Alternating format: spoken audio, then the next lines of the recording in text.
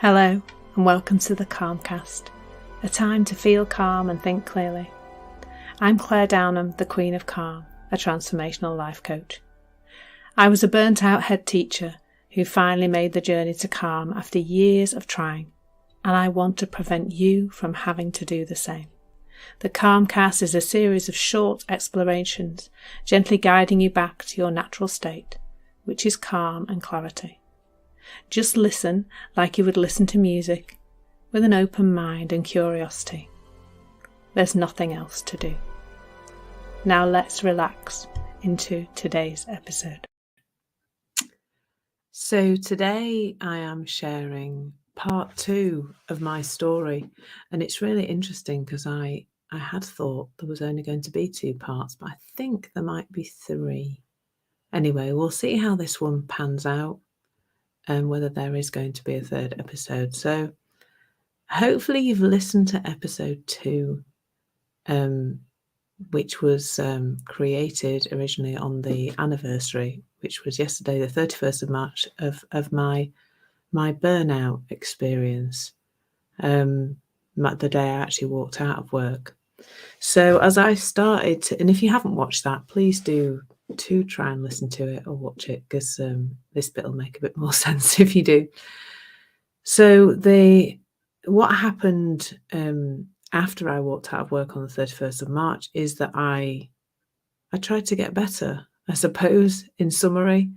I started to try all sorts of different things. I did traditional counselling and hypnotherapy and all sorts of other things to try and get better. I saw kinesiologists. I did physical health things as well as mental health things. But every time I tried to go back to work, I just felt dreadful again. And I ended up not going back. And that was because as the year unfolded, it became apparent that I'd been so stressed for such a long time that I had actually damaged my adrenal function, and that meant every time I got a little bit stressed by thinking about going back to work, I felt that system kicked in and it just didn't work properly, so I felt awful. So then the year went on, and again I kept having meetings with school, deciding to go back, until January 2016, when I really did try to go back. I said I was ready. Unfortunately, I probably wasn't, and all the letters went out to parents and staff to say I was coming back to work on a phased return. And by the day I was supposed to go back, I was a wreck, really. I couldn't get out of bed. I was utterly wiped out again. And I really don't know what any of that was. I'm not going to try and analyse it. Apart from there's just something in me that was not willing to put me back into that situation. So after that second crash in January, I couldn't, people kept asking me, work and HR and people like that were saying, when are you going to be able to come back? And I just didn't know. So today, the 1st of April, 2022, which is when I'm sharing this story, that's the day I resigned. And I remember a few days before that been some conversations with my union. I discussed most things with my union rep.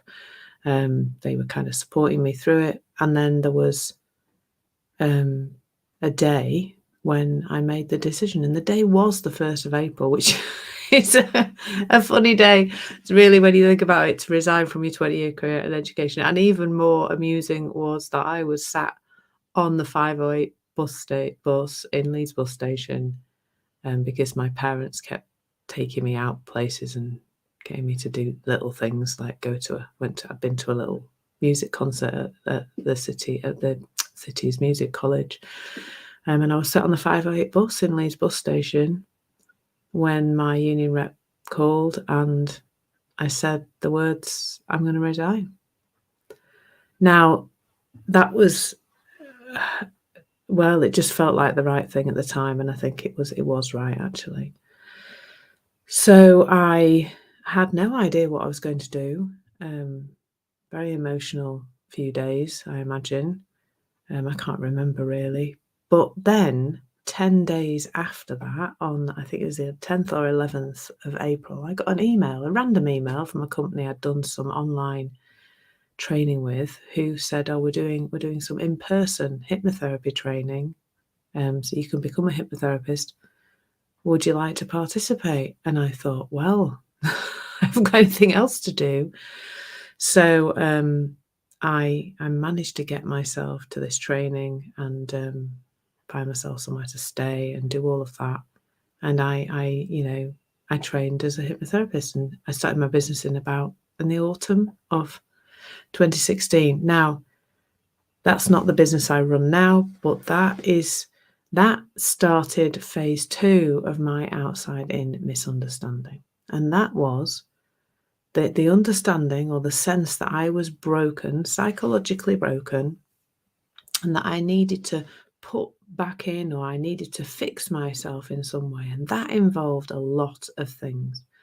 So that was, I'd already done some counselling, I'd already done some hypnotherapy, I did some more hypnotherapy, I did quite a lot of, and this is over years, by the way. This is from that starting my business in October 2016 till the start of 2020. So it's quite a few years, like 3.5 years of trying to fix myself day in, day out.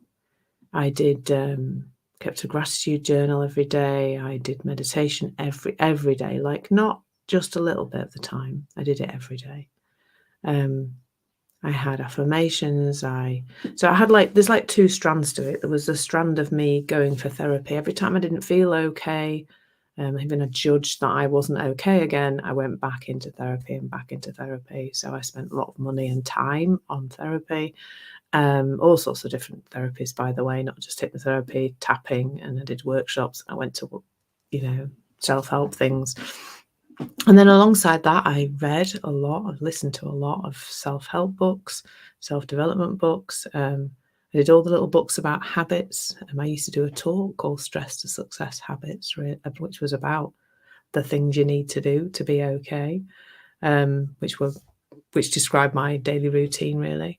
And I had periods of feeling okay, but it was this very dramatic roller coaster, where I would be, I'd be okay for a bit. I'd feel like I was motivated enough and doing enough and was enough, and then I would plummet back down again, and off I'd go again to the next bit of therapy, or the next bit of a lot of poking around in the past was involved, to be honest. A lot of this sense that you need to go back into the past to heal the things that are wrong with you.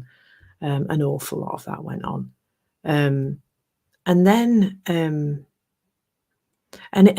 how I see this is it's just another phase of the outside in misunderstanding. So in my run up to burnout, I thought the outside world was creating my feelings. So I had to control the outside world to feel okay. I had to, make people do things, moan a lot about things, try and push people to be different, get situations to be different, be continually looking for the next source of my happiness. This second phase, this kind of part 2 of the outside in misunderstanding is almost more destructive, really, because you can't get away from yourself, can you? You kind of have to carry yourself around with you all the time. And I was dissatisfied, really, is the word. Did not accept myself as I was. And so there was this almost like this hypervigilance, looking for where I wasn't okay so that I could fix it, kind of thing. I don't know where I thought that was going to end up. It felt never ending, actually. But luckily it wasn't never ending, because that's still outside in. It's still a misunderstanding about fundamentally who we are and what we are as human beings. And when I started my journey with what I share now, with the inside out understanding of how life works, in January 2020, with my own coaching journey and my own deep exploration and deep listening to teachers and people who shared this understanding, and lovely coaching from my lovely friend Peter, there was just a huge change in how I saw things. And that's all that changed, actually. What the result of that was, by seeing how things work differently to how I had been, the result of that was this letting go of all those tools and techniques, literally all of them. Like I can honestly say, don't listen to self-development books. I don't, I keep listening to this understanding, just listening to people talking about how people work, but it's just with interest about the human condition rather than, oh, this is going to be the answer to how I fix myself. It's a completely different style of listening. And just gradually over time, from January 2020, those things fell away. And so did my my hypnotherapy business, and that was fine because I was ready to retrain. So I think there is a part 3, isn't there? Because we're kind of out of my usual amount of time talking. So there will be a part 3, which will be about the difference that I've experienced since discovering that the world works inside out, not outside in. So yeah, I hope you come back and listen to that one too, because I think it'll be fun. Take care. Thank you so much for listening. There's nothing to do now but bring some awareness to how this is working out in your life. Listen regularly to experience longer and longer periods of calm. This has been the Calmcast with Claire Downham, Queen of Calm. Take care and keep listening.